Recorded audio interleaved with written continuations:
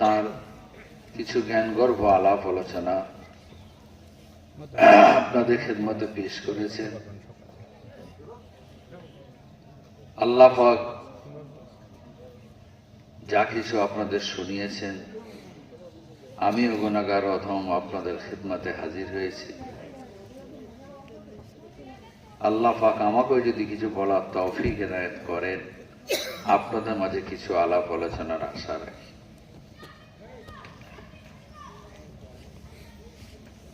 أعوذ بالله من الشيطان الرجيم.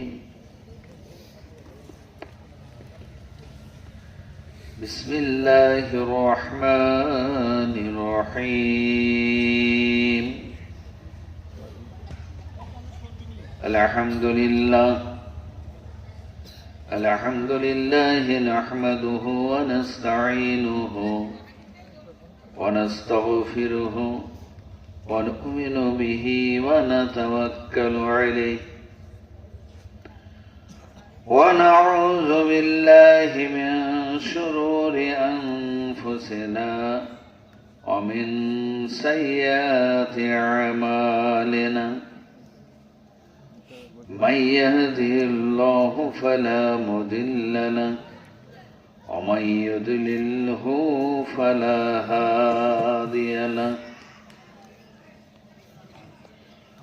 أما بعد فيا أيها الحاضرون، فقد قال الله تعالى في كلام المجيد والفرقان الحميد. فأعوذ بالله من الشيطان الرجيم. بسم الله الرحمن الرحيم. إن الله وملائكته يصلون على النبي يا أيها الذين آمنوا صلوا عليه وسلموا تسليما. اللهم صل على سيدنا مولانا محمد وعلى آل سيدنا.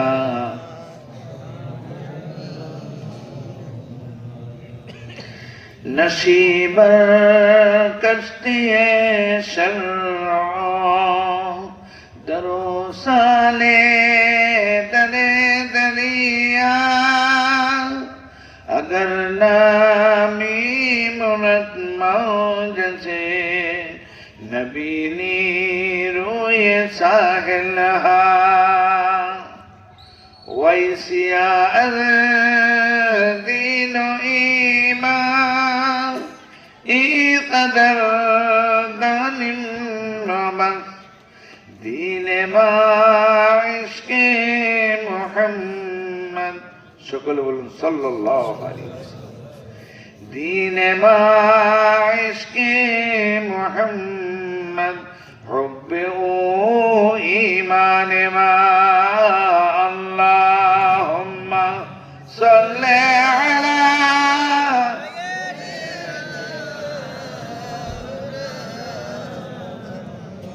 وعلى آل سيدنا.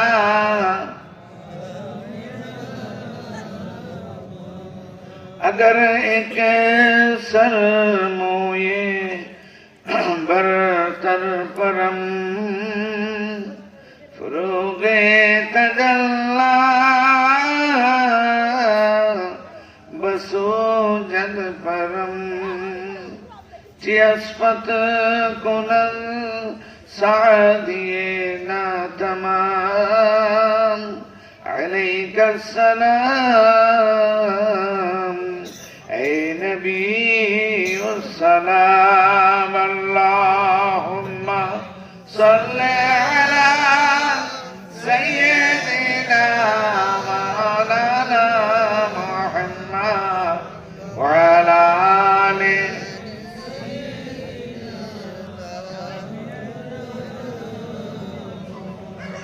ऐ Medina जाने वाले, काश हमको भी लेके चलते।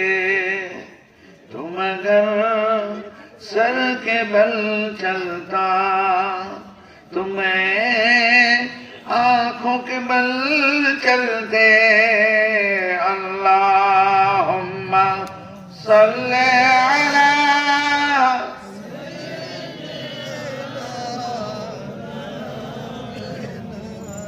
वअला आले सय्यिदना।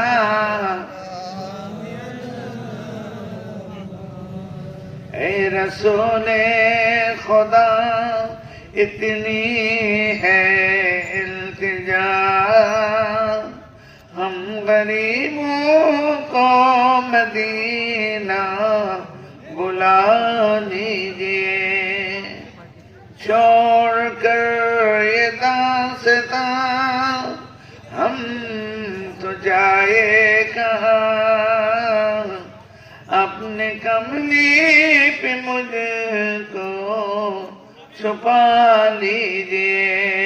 ऐ रसूले खुदा इतनी है इल्तिजा, हम गरीबों को मदीना बुला लीजिए। बलगल उला बिकमालिही, कशफत दुजा बिजमालिही, हसनत जमीअ खिसालिही। कब तक हिंद में भटकता रहूं, तेरे दर के लिए भी मैं तड़पता रहूं। ऐ मेरे आका, ऐ मेरे बासफा, इधर हाथ अपना बढ़ा दीजिए। ऐ रसूले खुदा इतनी है इल्तिजा, हम गरीबों को मदीना बुला लीजिए। अल्लाहुम्मा सल्ले अला। माइकेर এটা বড়। ওয়ালা আলে সাইয়্যিদিনা।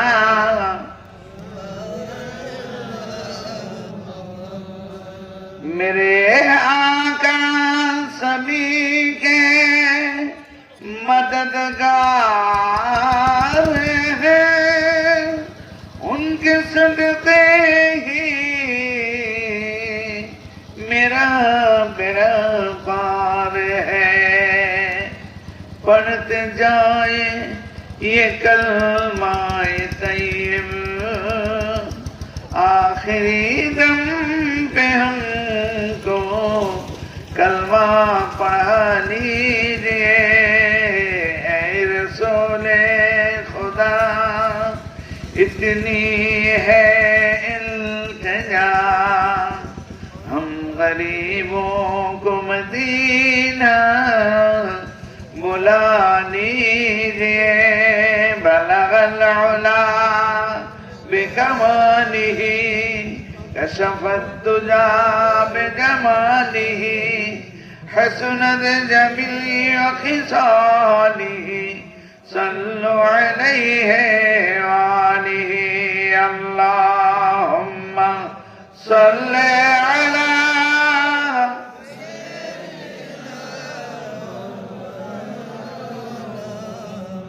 वअला आले सय्यिदिना।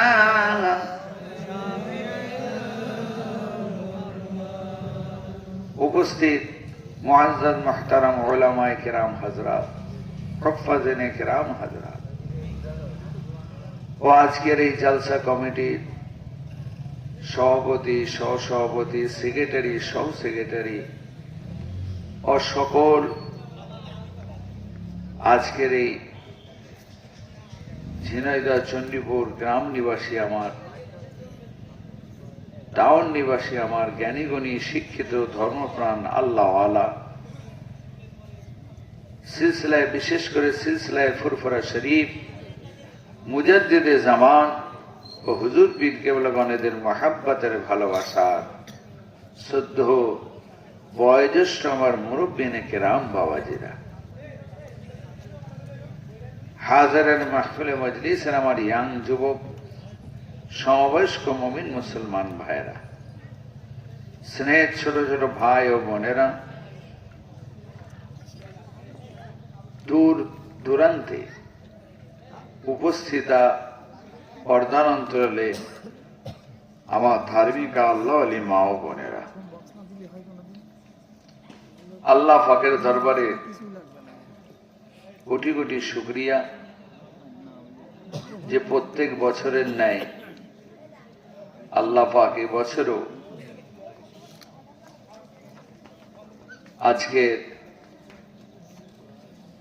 এবছরও সেই চণ্ডীপুর গ্রামে আমার জওয়ান যুবক বয়োজ্যেষ্ঠ আদবয়সী সকল ভাইয়েরা মিলে, বিশেষ করে আমার আব্দুল সালাম ভাই সাহেব মাদ্দাজিল্লাহুল আলী তানার নেতৃত্বে প্রত্যেক বছরের ন্যায় এবছরও সেই মাহফিল ও ওয়াজের মাহফিল, শিক্ষার মজলিস, জ্ঞানের মজলিস, সাথে সাথে আপনার ইসালে সওয়াব, ইসাল মানে পৌঁছানো, সওয়াব মানে নেকি। অর্থাৎ আজকে এমন একটা মাজমায় আমরা হাজির হয়েছি যেখানে বসলে জিন্দা মুর্দা উভয়েরই ফায়দা। সকলে বলুন সুবহানাল্লাহ। আজকে কত গুরুত্বপূর্ণ মাজমা আমরা অনেকেই জানি না। আজকে এমন একটা মাজমা, এমন একটা মাহফিল, এমন একটা মজলিস, এমন একটা ইজতেমা কায়েম হয়েছে যে জায়গায় হাজির হলে আপনার জীবনের গুনার খাতা থেকে আল্লাহ পাক কিছু গুনাহকে আল্লাহ পাক মাফ করে দেন। শুধু তাই নয়, যে জায়গায় হাজির হলে আল্লাহ পাক তাদেরকে আল্লাহর অগণিত রহমতের অধিকারী বানিয়ে দেন। জোরে বলেন সুবহানাল্লাহ। তো আজকে আল্লাহর দরবারে অগণিত শুকর আদায় করি, রাসূল পাক সাল্লাল্লাহু আলাইহি ওয়াসাল্লামের উপর অগণিত দরুদ ও সালাম, যে আল্লাহ পাক আপনাদের সাথে সাথে আমিও গুনাহগার, খাকসার, নালায়েক, নাকাবিল, সুদূর সে ওপার বাংলা, সে পাক ভারত উপমহাদেশের ইলমে শরীয়ত ও ইলমে তরিকতের শীর্ষ পীঠস্থান, সেই ফুরফুরা মুজাদ্দিদে জামান, কুতুবুল আলম, আমিরুশ শরিয়ত, ইমামুল হুদা, মাহিয়ে সুন্নাহ, দাফিউল বিদআহ, শেখুল হাদিস আল্লামা আলহাজ শাহ সুফি পীর মাওলানা মোহাম্মদ আবু বকর সিদ্দিকী আল কুরাইশি দাদা হুজুর পীর কেবলা ফুরফুরা বীর রহমাতুল্লাহ আলাইহ, তানার দরবারের একজন আদনা কাফাস বর্দার জুতো বাওয়া মানুষ, খাদেম গোলাম হিসাবে এবছরও আল্লাহ পাক আমাকে আপনাদের খেদমতে যে হাজির করিয়েছেন, হাজির হতে পেরেছি, আল্লাহর দরবারে অগণিত শুকর আদায় করি। শুকরিয়াতান সকলে একবার অন্তঃস্থল থেকে একটু জোরে সোরে বলি আলহামদুলিল্লাহ। নারায়ে তাকবীর, নারায়ে তাকবীর, নারায়ে তাকবীর। সিলসিলায়ে ফুরফুরা শরীফ, সিলসিলায়ে ফুরফুরা শরীফ, নারায়ে তাকবীর। মাশাআল্লাহ, আল্লাহ পাক কবুল করেন। সকলে বলুন আমিন। আজকে আলাপ আলোচনা চিন্তা করছিলাম যে আপনাদের খেদমতে কি আলাপ আলোচনা করব। আজকে এই যে আপনারা এত ঠান্ডা পড়েছে, সব কিছু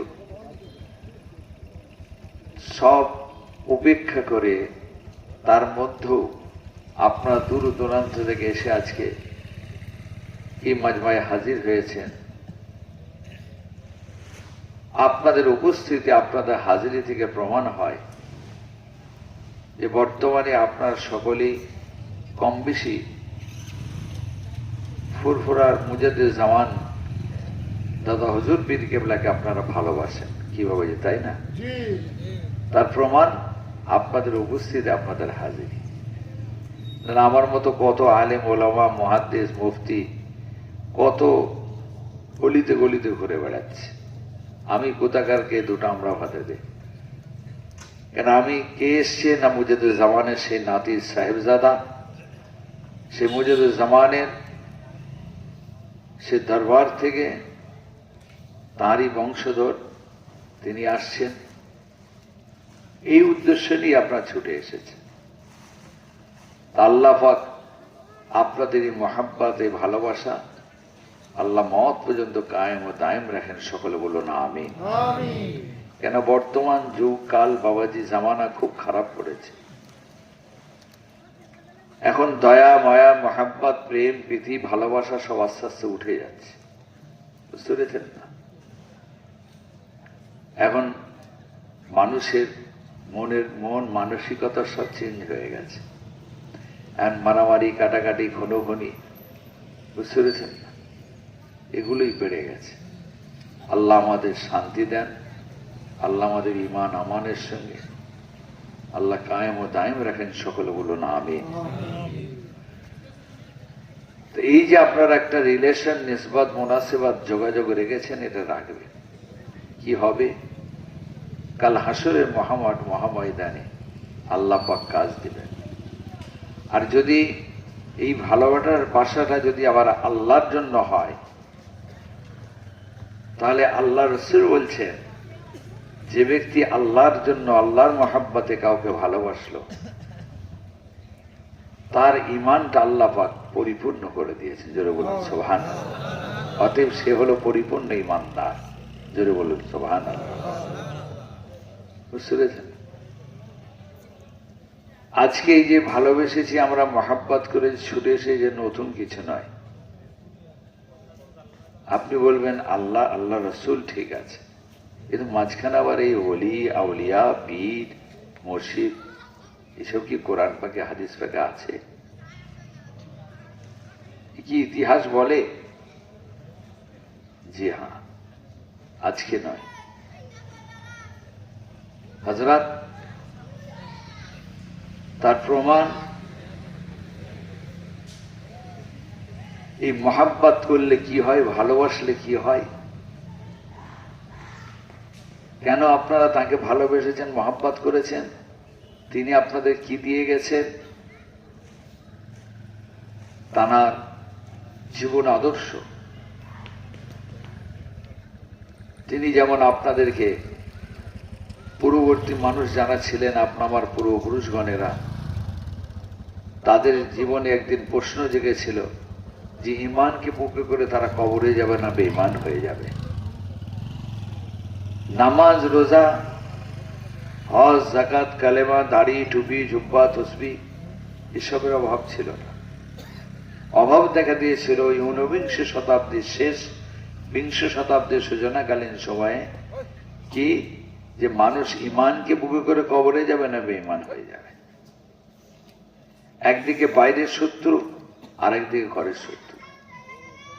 একদিকে আর্য বাউল খ্রিস্টান মিশনারি দল, আর একদিকে পীরের নাম নিয়ে, বুঝতে পেরেছেন না, বিভিন্ন দল, সব ওই হাসান হোসেনের দরগা পূজা, ওই আপনার কি বলে খাজা মঈনুদ্দিন চিশতির দরগা পূজা, বড় পীর সাহেব কেবলা কাদরিয়ার দরগা পূজা, এইসব বিভিন্ন রকম দরগা পূজা হতো আগের যুগে। ওই সময় আমাদের নিকটে কেউ আসেন নাই। আর একদিকে ছিল পীরের নামে, মুর্শিদের নামে যত অপপ্রচার, অপব্যাখ্যা, বুঝতে পেরেছেন কিরকম? যেমন ছিল মাঝ ভান্ডারী, সুরেশ্বরী, জাবারিয়া, কাদারিয়া, তুরুনিয়া, হারিয়াল্লা, প্রেম ভাজা, মানিক পীর, সত্য পীর, বন বিবি, উলা বিবি, বহাই মিয়া, নারায় ফকির ইত্যাদি ইত্যাদি। সব পীর সাহেব বলতো, পীর মুর্শিদ বলতো। কিন্তু এদের সেজদা সুজুদ, এদের পীরেদের বুড়াঙ্গল চুষা, অনেকে ছিল উলঙ্গ পীর সাহেব বসে থাকতো, তাদেরকে গোসল দিত মেয়েরা, যেটা বলল নাউজুবিল্লাহ, তাদের চুল দিয়ে পা মুছিয়ে দিত। বুঝতে পেরেছেন? এরকম অনেক কুসংস্কার। সেই সময়ে কোন আলেম, ওলামা, মুহাদ্দিস, পীর, ফকির, কোন রকম মুফতি কেউ আসেন নাই।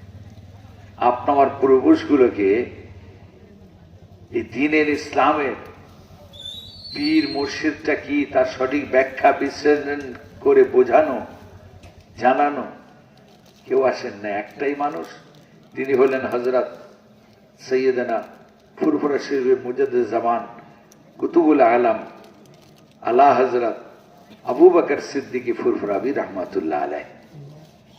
এই যে আজকে আপনারা লুঙ্গি পরে বসে আছেন, এই লুঙ্গি ছিল না, খুব গামছা পরত। বুঝতে পেরেছেন না? ধুতি পরত। মুসলমানের লেবাস ছিল ধুতি, কিন্তু ধুতি খুলিয়ে লুঙ্গি পরানো শেখালেন কে? ওই মুজাদ্দিদ জামান আবু বকর সিদ্দিকী ফুরফুরাবি রহমাতুল্লাহ।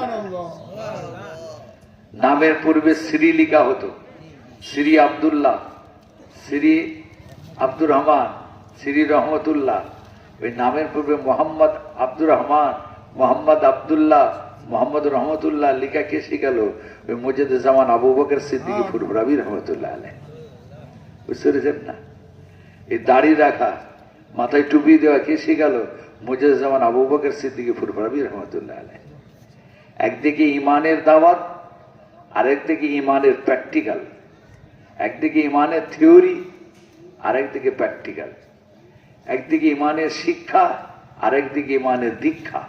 কমপ্লিট তিনি মাথার ঘামকে পায়ে ফেলে, রক্তকে পানি করে, এ মহল্লা থেকে ও মহল্লা, এ ডিস্ট্রিক্ট থেকে ও ডিস্ট্রিক্ট, এ রাজ্য থেকে ও রাজ্য, এভাবে ঘুরে ঘুরে তার মিশন নিয়ে তিনি যদি ওই সময় ঝাঁপিয়ে না পড়তেন, তাহলে আজকে এই পুরো ভারতের বুকে ইসলামের নাম নিশানা সব মিটে যেত, সব অন্ধকারে। কেন আমি বলছি না, ডক্টর আনিসুজ্জামানের মতো মানুষ দুনিয়া থেকে চলে গেছে, তার কলম থেকে বার হয়েছে, তিনি লিখতে বাধ্য হয়েছেন। মুসলিম মানুষ ও বাংলা সাহিত্যে ডক্টর আনিসুজ্জামান, বই খুললেই পাবেন। ডক্টর ওয়াকিল আহমেদের মতো মানুষ, ডক্টর আবদুল্লাহর মতো মানুষ, ডক্টর ইকরামের মতো মানুষ, ডক্টর মোস্তফা আব্দুল কাইয়ুমের মতো মানুষ, ডক্টর ইমরান হাসানের মতো মানুষ, ডক্টর সুনীল কান্দিদের মতো মানুষ, এই বড় বড় যারা ডক্টরেট, ডক্টর আবদুল্লাহর মতো মানুষ, এনারা সব লিখছেন বই পুস্তকের মধ্যে যে তৎকালীন সময়ে যে পরিস্থিতি পরিবেশ দাঁড়িয়েছিল। বুঝতে পেরেছেন? একদিকে কোরআনের অপব্যাখ্যা করে সব বই পুস্তক লিখে শিক্ষিত মানুষদের কাছে ছড়িয়ে দিল, কেউ আসেন নাই। একটাই মানুষ, মুজাদ্দিদ জামান আবু বকর সিদ্দিকী ফুরফুরাবি রহমাতুল্লাহ আলাইহ, তাঁর শিষ্য, আপনাদের এপার বাংলার মানুষ, ইতিহাসের পাতায় পাদরি মৌলানা বলে খ্যাত মৌলানা মুন্সি জমিরুদ্দিন বিদ্যা বিনোদ। ওনাকে হুজুর বললেন, বাবা মুন্সি জমিরুদ্দিন সাহেব, খালি আপনার এই বাহাস মোবাইসা ওয়াজ নসিহত করলে হবে না, আমাদের বই পুস্তক লিটারেচার দরকার। ওই কোরআনের অপব্যাখ্যার জবাবে তখন সেই পিরিয়ডে 108 খানা কিতাব লেখা হয়েছিল। জোরে বলুন সুবহানাল্লাহ। বুঝতে পেরেছেন না? এই যে কাজ আজকে তিনি কি করে গেছেন, কেন আপনাদের ভালোবাসা, আপনারা ছুটে এসেছেন, তার কারনামা। তিনি এই জমিনে হাল দিয়েছেন, মই দিয়েছেন, চষেছেন। তিনি এই জমিনে জঙ্গলকে পরিষ্কার করেছেন, এই জমিনে বীজ বপন করেছেন, ফল ফুল ফলিয়ে গেছে। আমরা নগণ্য মালি হিসেবে পানি দিতে এসেছি। বুঝতে পেরেছেন? যাতে গাছগুলো জীবিত থাকে, এটাই আমাদের কর্তব্য। বুঝতে পেরেছেন? তো বাবাজি, জোয়ানেরা যুবকেরা অনেকে জানে না, ওই জন্য সংক্ষেপে বললাম। অনেক জোয়ান যুবক জানে না ফুরফুরা বলতে কি। জানে বাপ দাদু ভালোবেসেছিল, নানা ভালোবেসেছিল, চলো আজকে ফুরফুরা থেকে এসছে যাই, কিন্তু ফুরফুরা কি, কেন, বুঝতে পেরেছেন? তখন কোনো দল মত জামাত কিছু ছিল না, একটাই ছিল সব ফুরফুরা। এই সাজানো বাগানে এখন সব ফল খাচ্ছে, বুঝতে পেরেছেন? সাজানো বাগানে ফল খাচ্ছে, খাও, কোনো অসুবিধা নেই, কিন্তু গাছটা যেন জীবিত থাকে, বুঝতে পেরেছেন? তো বাবাজি, এই যে ভালোবাসা মহাব্বত, এটা খালি আজকের নতুন নয়। কোরআন পাকের মধ্যে আল্লাহ পাক বলছে, কেন এতক্ষণ যে আপনারা কোরআনের এই যে শিক্ষা আপনারা শুনছিলেন, আমার মুআজ্জিজ মহতারাম আপনাদের কাছে বলছিলেন, আপনারা শুনছিলেন, এটা কি? এটা হলো কমপ্লিট কোড অফ লাইফ আল কোরআন, তাই না? একটা মানুষের পরিপূর্ণ জীবন ব্যবস্থা, পরিপূর্ণ কোরআনটা হলো একটা মানুষের পরিপূর্ণ জীবন ব্যবস্থা। এমন কোনো বিষয় নাই একটা মানুষের জীবনের লাইফে যে বিষয় আল্লাহ কোরআনে বলেন নাই, জোরে বলুন সুবহানাল্লাহ। কিন্তু এই কোরআনটাকে যদি আপনি বাস্তবায়ন করতে চান, এর উপরে যদি জীবনটাকে গড়তে চান, আপনি এতক্ষণ শুনলেন থিওরি, প্র্যাকটিক্যাল যদি করতে চান, জীবনে যেটা আমলে পরিণত করতে চান, তাহলে আপনাকে শিক্ষক ধরতে হবে, উস্তাদ ধরতে হবে। সে উস্তাদটা কে? আমি বলছি না। যেমন 30 পারা কোরআন আজকে আল্লাহ নাজিল করেছেন। আমার আল্লাহ যদি মনে করতেন এখানে যত মানুষ আমরা আছি খালি নয়, সারা পৃথিবীতে যত কোটি কোটি মানুষ আছে, জাতি ধর্ম বর্ণ নির্বিশেষে, আল্লাহ যদি মনে করতেন প্রত্যেকের সিনায় 30 পারা কোরআন আল্লাহ দিতে পারতেন না? কি সকলে জোরে বলুন মাশাআল্লাহ, নারে তাকবীর, নারে তাকবীর। আপনারা সব ইমানদার, জোরে বলুন সুবহানাল্লাহ। এটাই হলো আমাদের ঈমান। আল্লাহ সব পারেন, কিন্তু তিনি কি করলেন? আমাদের সিনায় দিয়ে দিলেন না পরিপূর্ণ, দিলেন কার উপরে? নাজিল করলেন কার উপরে? হযরত মুহাম্মদুর রাসূলুল্লাহ সাল্লাল্লাহু আলাইহি ওয়াসাল্লাম। তার মাধ্যমে আমাদেরকে আল্লাহ পৌঁছালেন। কেন? এই কোরআনের দুটো দিক আছে, একটা শিক্ষা আর একটা দীক্ষা, একটা ইলম আর একটা আমল। এই দুটো সাইড আছে কোরআনের। তো আল্লাহ পাক তিনিও কোরআনের মধ্যে, কোথা থেকে পেলাম? আল্লাহ কোরআনে বলছেন, বিসমিল্লাহির রহমানির রহিম, লাকাদ মান্নাল্লাহু আলাল মুমিনিনা ইয বা'আসা ফীহিম রাসূলাম মিন আনফুসিহিম ইয়াতলু আলাইহিম আয়াতিহি ওয়া ইউযাক্কিহিম ওয়া ইউআল্লিমুহুমুল কিতাবা ওয়াল হিকমা। আল কোরআন। আল্লাহ পাক বলছেন, এ হাবিব আপনি শুনে নিন, সকলকে জানিয়ে দিন, আমি মুমিনদের নিকটে আপনাকে রাসূল করে, নবী করে আমি পাঠিয়েছি। কেন? তাদেরকে আপনি কি করবেন? তাদেরকে কিতাব থেকে, অর্থাৎ কোরআন থেকে আপনি শিক্ষা দেবেন, জোরে বলুন সুবহানাল্লাহ। শিক্ষা দেবেন কিসের? এই কোরআনের। ওয়া ইউযাক্কিহিম, এবং তাদের আত্মার শুদ্ধিকরণ করবেন, জোরে বলুন সুবহানাল্লাহ। তাহলে দেখেছেন আল্লাহ দুটো বলেছেন, ওয়া ইউআল্লিমুহুমুল কিতাবা ওয়াল হিকমা, কোরআনের শিক্ষা দেবেন, হিকমতের শিক্ষা দেবেন, ওয়া ইউযাক্কিহিম, এবং সাথে সাথে আত্মার শুদ্ধিকরণ, জোরে বলুন সুবহানাল্লাহ। তাহলে শিক্ষা এখান থেকে বোঝা গেল দুই প্রকার, একটা জবানে আর একটা আত্মা। ইলম হলো দুই প্রকার, একটা ইলমুল লিসান আর একটা ইলমুল কলব। বুঝতে পেরেছেন? এই দুটো নিতে হবে। ধর্মীয় আমাদের শিক্ষা হলো দুটো। আজকে সায়েন্টিস্টটা পেল কোথা থেকে? Theoretical, practical. যে কোনো সায়েন্সের একটা ছাত্রকে জিজ্ঞাসা করুন, যদি বলা হয় ওই ছেলেটা যদি খালি থিওরিটিক্যালের প্রফেসরের ক্লাস করে আর যদি সমস্ত বই পুস্তক সব মুখস্থ করে ফেলে, বাপ যা সায়েন্সের বই কিনে দিয়েছে, আর ডায়েরিতে থিওরিটিক্যাল প্রফেসরে যা নোট লিখেছে ওই ডায়েরি যদি পুরো মুখস্থ করে ফেলে, ওই ছেলেটা যদি প্র্যাকটিক্যালের প্রফেসরে ক্লাস না করে, সেই স্কুলের হোক আর হাই স্কুলের হোক আর ভার্সিটির হোক, ওই ছেলেটা যদি নিজে নিজে প্র্যাকটিক্যাল করে পরীক্ষা দেয়, বাবাজি ওই ছেলেটা কামিয়াব হবে? হবে না। সবাই আমরা বলছি, কিন্তু আমরা সবাই সায়েন্সের ছাত্র নই। কিন্তু দেখেছেন আমাদের দুনিয়া সম্পর্কে কত আমাদের টনটনে জ্ঞান, কোনো দ্বিচারিতা নাই, দ্বিমত নাই। কিন্তু যত ধর্মীয় ক্ষেত্রে আমাদের দ্বিমত, দ্বিচারিতা, বুঝতে পেরেছেন?